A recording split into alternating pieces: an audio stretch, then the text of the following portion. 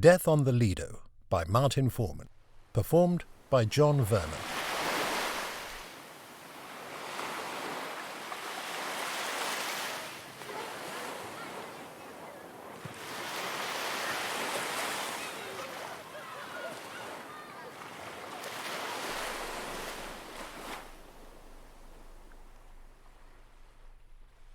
I never spoke to him. I knew his name, but it was years before I realized who he was. I was in Paris, a student at last, searching for something to read among the bouquinistes. A thin, unshaven man with a tired, dog-eared collection pushed a volume into my hand. "There, monsieur, read this. A marvellous book, the story of our times." It was The Abject, an old French edition. I was ashamed of my ignorance and showed it to the friend I was with. "You know it?" "Of course," he said. "It's his masterpiece. He died before the war." Only that evening, as I sat down to read and saw his name, did I once again remember the old man in his chair. The hazy sun, the sea, and the sand.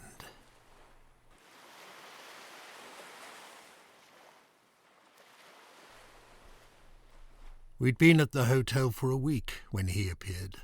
I had been bored on the long train journey as field after field rushed past. "Find a boy to play with," said Maria, while Mother and Mamselle dozed in our compartment. "But there are none in this carriage," I said, "and Mother told us to stay here." "Always doing what Mummy says," Olga jeered. "Don't you?" I asked.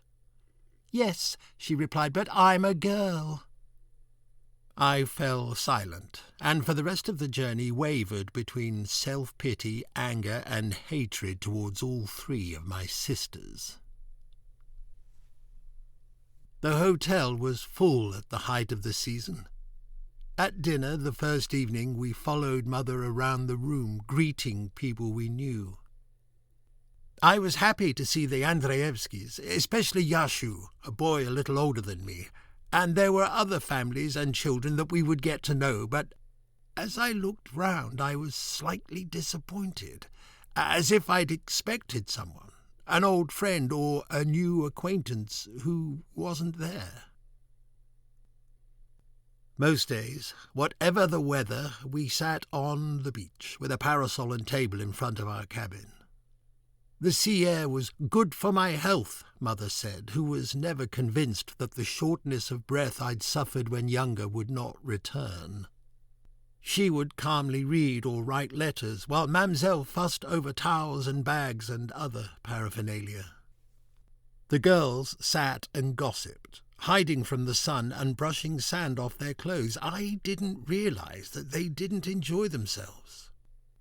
Too old to play games, they could only talk, or go for walks no further than Mother could see. I, meanwhile, a 14-year-old boy, could play with other children, build sandcastles, rush into the sea, or lie on the sand whenever I wished. All I had to suffer was Mother's frown, and Mamselle's fussy reminders not to exert myself, reminders that I usually ignored. 14. Neither a boy nor a man. During the day I was a child, running, laughing, playing hide-and-seek. My favourite refuge was an alcove in a distant corridor. If Yashu was the hunter, he would leave me to last. If pursued, he would slip in beside me, whispering private jokes that I didn't always understand. At night, at dinner, everything was different. Sometimes I felt very adult and spoke with an adult's gravity, paying great attention to what I said. Then my sisters would laugh at me, and I'd be angry and stay stubbornly silent until Mother threatened me with bed. At other times I resented sitting stiffly in stiff clothes as my sisters laughed their silly laugh, as mother and Mamselle discussed our education, and the guests around us clinked their noisy cutlery and talked and talked and talked. There were too many people, I told myself. I wanted to be alone, or with a close friend, or far, far away. In truth, I didn't know what I wanted, only that within me there was an unknown need, an itch that tormented, just out of reach. Oh, to be free, I thought to myself, ignorant of what freedom was, of what it might be for.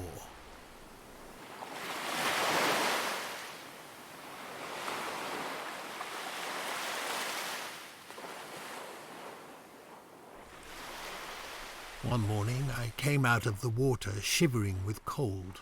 Wrapped in a towel, I lay back on the sand and closed my eyes. In that strange darkness, my mind wandered between consciousness and sleep, between individuality and the universal, between self-knowledge and self-discovery. I sensed new emotions that I neither recognized nor understood, that I wasn't yet ready to embrace. Slowly I opened my eyes and in the harsh sunlight saw only one thing, an old man in a deck chair reading a book. I knew he was old from his clothes, the careful manner with which he turned the pages, his calm expression. Disorientated still, it seemed to me that the world was a void in which only this stranger floated. Unthinkingly, I stared at him, trying to understand him, until his glance fell on mine. Suddenly, aware of my rudeness, I closed my eyes, turned my head, and wished him away. The day was hot, and I began to doze. When I woke, he had gone. Over the next few days I saw him occasionally, a man alone, dull and uninteresting. One morning after breakfast he seemed to leave, saying goodbye to the manager, fussily distributing tips and walking out of the hotel. But that night he was back in the dining room at his usual table, carefully studying a newspaper and delicately spooning his soup.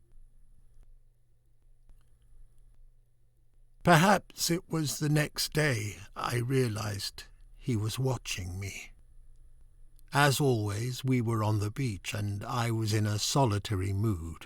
I left the others to walk along the water's edge, kicking each wave as it fell over my feet. Whatever I was looking for, I did not find. Eventually I ambled back, glancing over the figures on the sands.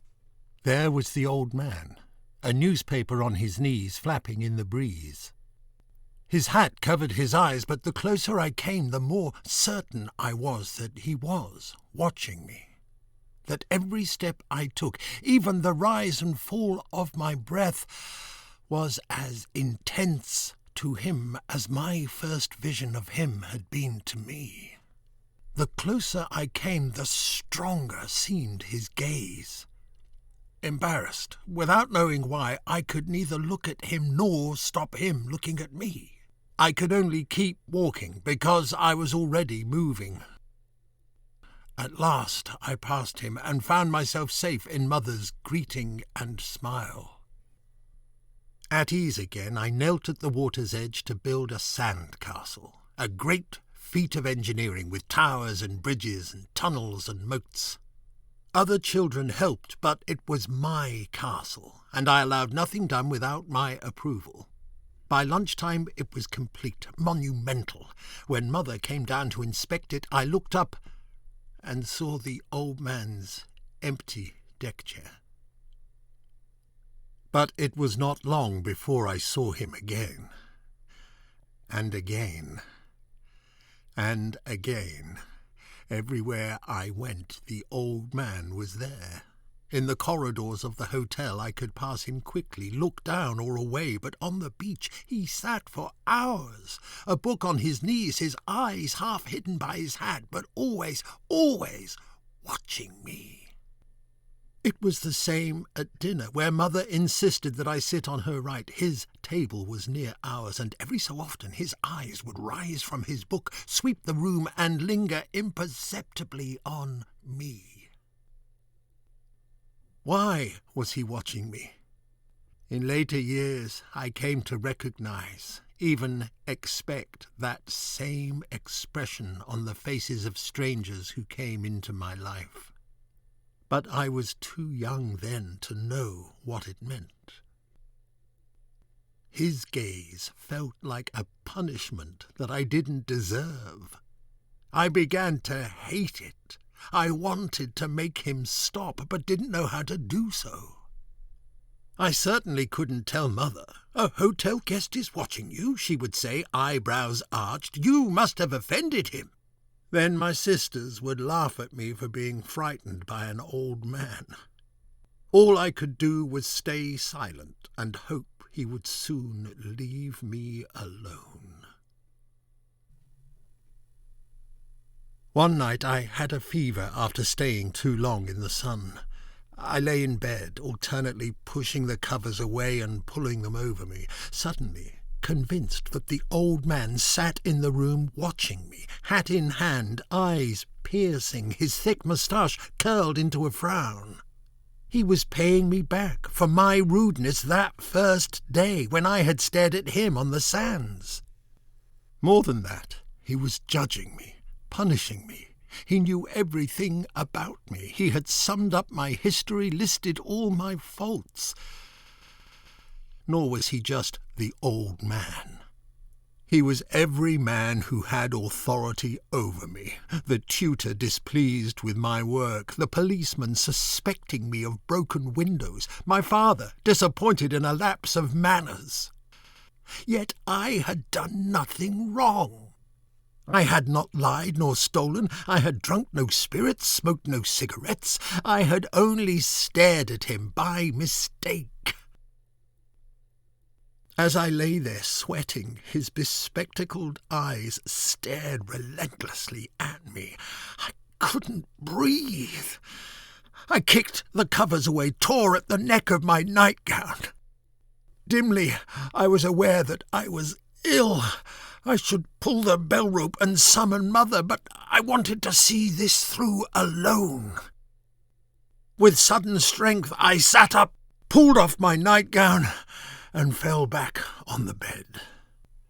Apologize, I told myself, apologize to the shadow hovering over me. But when my mouth opened, I gasped, "No, no, no," until my voice died and the old man faded. The room was empty, a shaft of moonlight pouring through a gap in the curtain. Covered in sweat, I stood up to get a towel and took out a fresh nightgown. I looked at it and let it fall back into the drawer. Nightgowns bothered me like the stiff collar of a clean shirt. But what if Mother came in to wake me? I could lock the door, even though it was forbidden. For the first time I had survived an attack without Mother or Mamselle rushing in with hot water and menthol. Still shaky, yet feeling strong and adult, I turned the key. Lying back on the bed, stretching out as the sheets rubbed against my naked body, seemed the most delicious thing I could ever do. Sleep came soon and was untroubled. I woke early. Looking out of the window in the dawn light, I saw on the beach only a man and a boy setting up parasols, and a youth in the distance painting a cabin. I longed to join them, to stroll along the sand, to dive into the water, wash away sleep and my childhood. I would be a wanderer, a sailor setting out to sea, a man amongst men, rugged, strong, tanned and free. In a year or two I would be old enough to set off on the path that I, not my parents, chose. Exultant, alive, I threw open the window and breathed in the sea air, its rumours of salt and travel and foreign lands. Beware of what you long for, young man. Your wishes might be granted. In my new-found confidence, I prepared to approach the old man and apologize if I had offended. I entered the breakfast room. He looked up and saw me. As I approached his table, no longer averting my eyes, I saw for the first time that the old man's expression was not disapproval or anger, hostility or contempt. It was as if my presence both amazed him and made him afraid. Suddenly he looked down, and I found myself all resolve forgotten, passing him and greeting my family. "Did you sleep well?" Mother asked as I sat down. I nodded. The night's attack as far from my mind as if it had never occurred. Coffee was poured into my cup, a roll set on my plate. My sisters prattled, but I was lost in my own world. What had I seen in the old man's eyes? Whatever it was, I was no longer afraid of him. Instead, I was sure I had something to gain. From that moment on, I no longer avoided him or turned away when his eyes fell on mine. Wherever I was, he seemed to be there, or I sensed him the moment before he appeared. He seldom looked directly at me, usually focusing on something nearby, one of the children playing beside me, flowers at an adjacent table, or the dessert tray a waiter offered us. But when our eyes did meet, his gaze was strong, hypnotic. Between us, it said, there is a mystery, a secret that only we share. Occasionally it softened, and there were times he almost smiled at me, a slight movement of the mouth, a twinkle in the eye that dissolved as soon as I noticed it. Under that gaze I often shivered, a sensation as keen and as delicate as when I was naked and alone. From Mother, who made it her business to know all the guests, I learnt that he was a writer, well known in Germany but deservedly unfashionable in Poland. I wasn't sure how a writer worked. Sometimes he sat in front of his cabin with pen and paper and a serious expression, but he might have been composing no more than a letter to his bank. I imagined him at a desk, eyes wild, scribbling over paper, pausing briefly to think of a word or a phrase. It was no more than a caricature. In reality, I couldn't picture him anywhere but the Lido, at any other activity than eating, walking and resting, his attention anywhere except on me. I began to feel I possessed him. I recognized his clothes, how recently he had shaved, the books and newspapers he read, the food he preferred. Bit by bit, his appearance changed. He acquired a new suit, lighter in colour and more modern in cut. His stiff hat was replaced by one of straw. There were rings on his fingers, a flower in his lapel, and a coloured handkerchief in his breast pocket. In youthful arrogance, I told myself these changes were meant for me, and I tried to respond in kind, paying more attention to my behaviour, acting more like the adult that I desperately longed to be. Adult? I was still half boy, and like all adolescents, capricious, often acknowledging his attention in the same spirit that I received all compliments, more indifferent than grateful.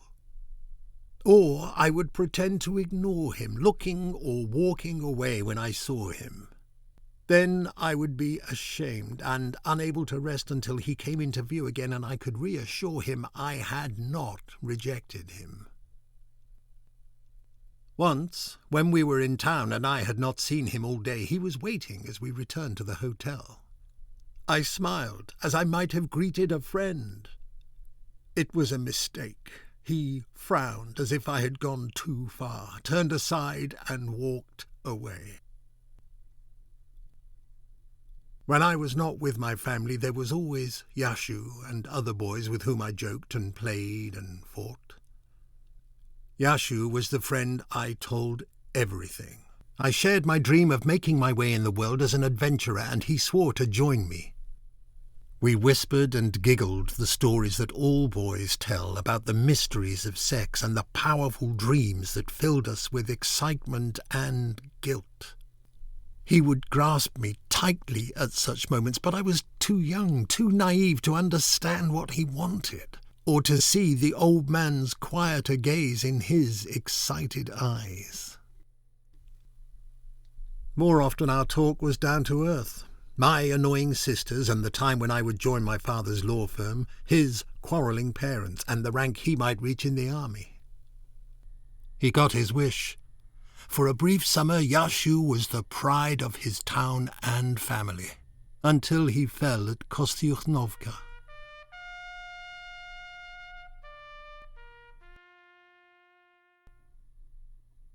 Time passed, punctuated by occasional trips into Venice and letters from father. I'm ashamed to admit the city bored me. I saw no beauty in it, only dark alleys and steep bridges that led from one collection of unsavoury smells to another, filled with bickering peasants, persistent peddlers, and disfigured beggars. Each Sunday we went to San Marco for the never-ending Mass. Each Sunday he would be there. I had begun to question God, and when others bowed their heads in prayer, I only half leant forward, my eyes still open. One time I turned, saw the old man sitting bolt upright, his head bare, staring at me more intently than ever before. The expression in his eyes, deep pain, supplication, need. Startled, troubled, I bent my head and tried to understand what I had seen. It seemed to be a plea for something I could not give, something much greater than I possessed. If I had been older or more precocious, I might have called it my soul. I had no idea how I should respond. I was shaken, but also thrilled. What I had seen was denied to the rest of the world. His entreaty, a gift so precious that it could not be refused. It was only years later, when I saw the same expression again and again on the faces of men and women whose lives crossed with mine, did I learn that the old man's need gave me power, the power to accept him or turn him away. And only years later did I realize that his presence, his obsession, his longing created a need in me, a need that has never been fulfilled.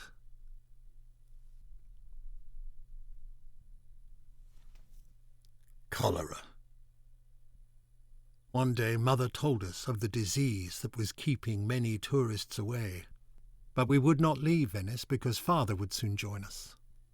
So we stayed, and each day the dining room was emptier, the tennis court seldom played, and fewer cabins open on the beach.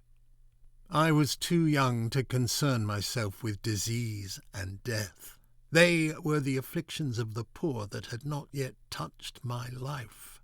Creatures of darkness and dirt that lurked in slums and corners where I did not go. Nor did I associate them with the old man, although I noticed him aging. A greyness hung over him as it hung over the city, with warm, sultry days on which the sun never appeared. His face was drawn, his colour sallow, his movements slow. One Sunday, as we strolled through the city after Mass, he followed at a distance, but he could not keep up with Mamselle's sprightly pace. Turning a corner, I looked back and thought I saw him fall. I hesitated, then walked on, angry with myself that I did not leave my family to go back and help him. It was with relief that I saw him that night back in the dining room, more animated than usual, fussing over his food and the service. The next day at dinner I looked at his table and saw a young man in his place. A young man with unnaturally dark hair, red, puffy cheeks, and eyes sunk under thick black brows. Untrustworthy and effeminate, I told myself. Yet even as that opinion was forming, I saw who he was.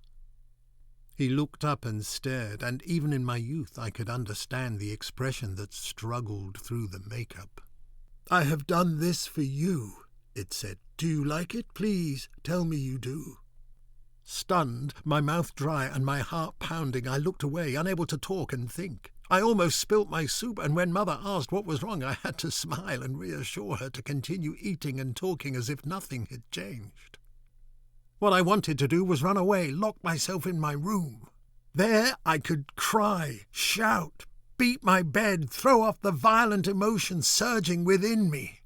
Only then, when I lay exhausted, would I be able to try to understand why I felt betrayed.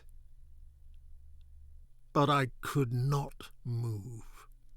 While my mind swirled in pain and confusion, I could only sit, be polite to Mother, listen to my irritating sisters, and keep my eyes from the man who sat a few tables away like a snake that had crawled back into its shedded skin. "Damn you," I thought, using a word that I had never allowed myself before. "Damn you for what you have done to yourself, for what you are doing to me." That night I dreamt of him again. The young man with the old man's eyes reached out to me, brought his face to mine, and whispered in my ear, both exciting me and frightening me. I wanted him close to me, and I wanted to push him away. He became a being both young and old, male and female, hideous and beautiful. I reached out to embrace him. Our bodies touched. We kissed, but in our kiss he faded. And I woke to find myself trembling as I clasped the bolster, the covers twisted and half off the bed. I knew what had happened, and I knew that I wanted it to happen again. What I didn't know is whether I wanted it with him or with anyone other than him. Oh, Tadzio, Tadzio. As a boy you looked forward to life with excitement, convinced that the old man was the gatekeeper to a new world whose mysteries would gradually reveal themselves.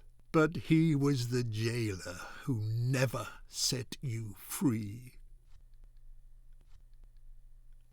For 40 years you have haunted me, old man.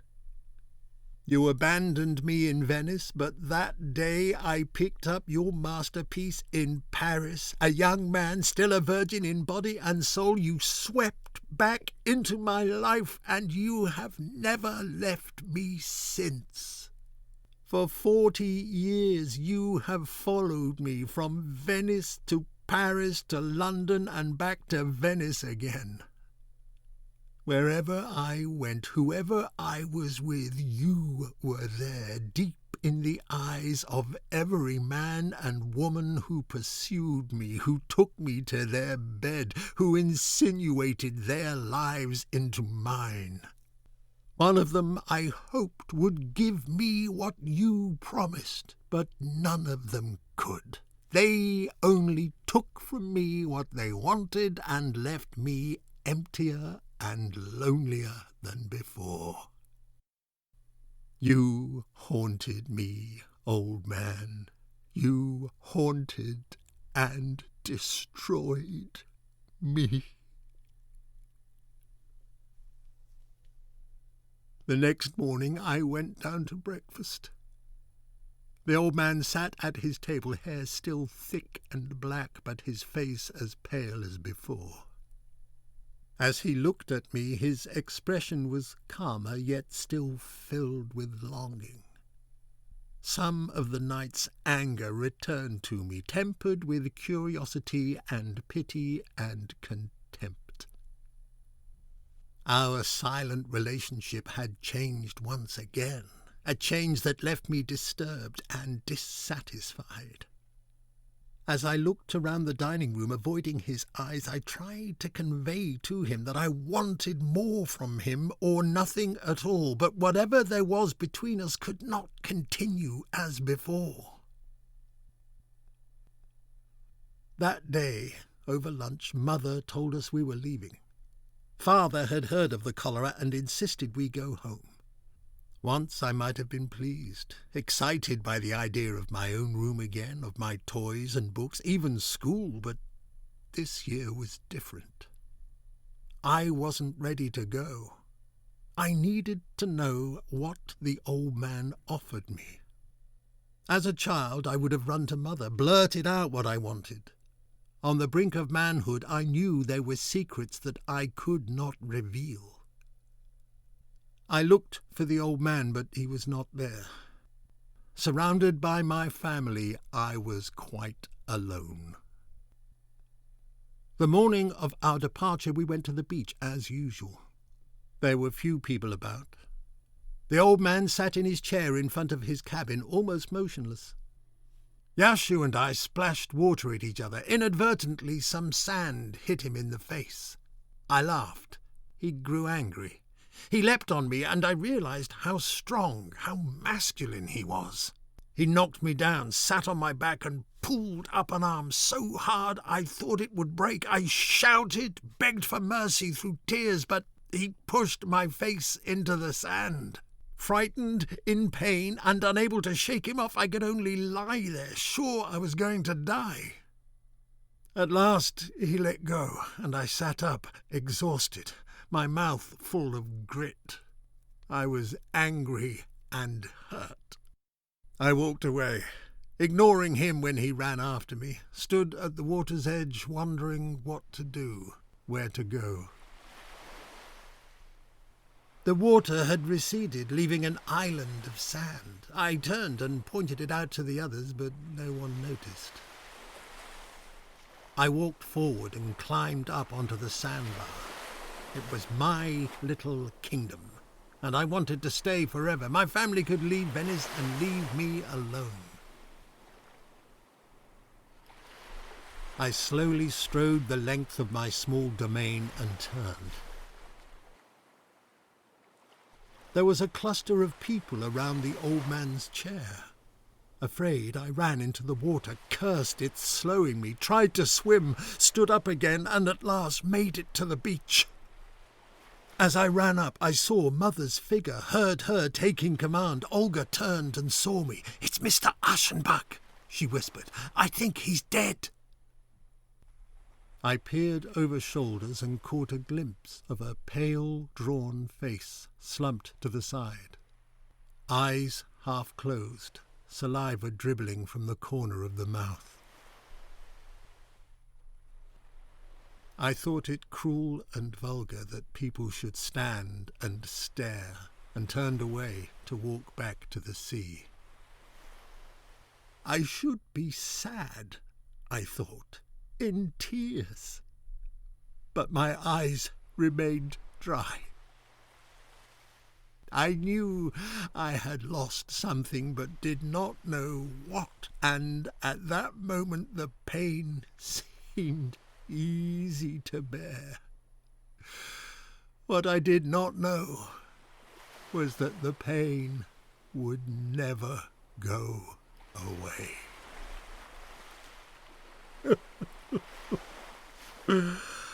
I never spoke to him.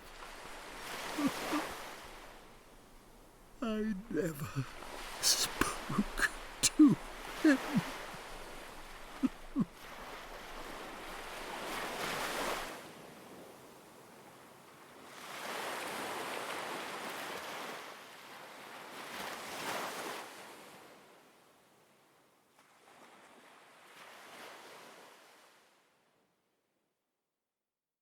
That was Death on the Lido, written by Martin Foreman, performed by John Vernon.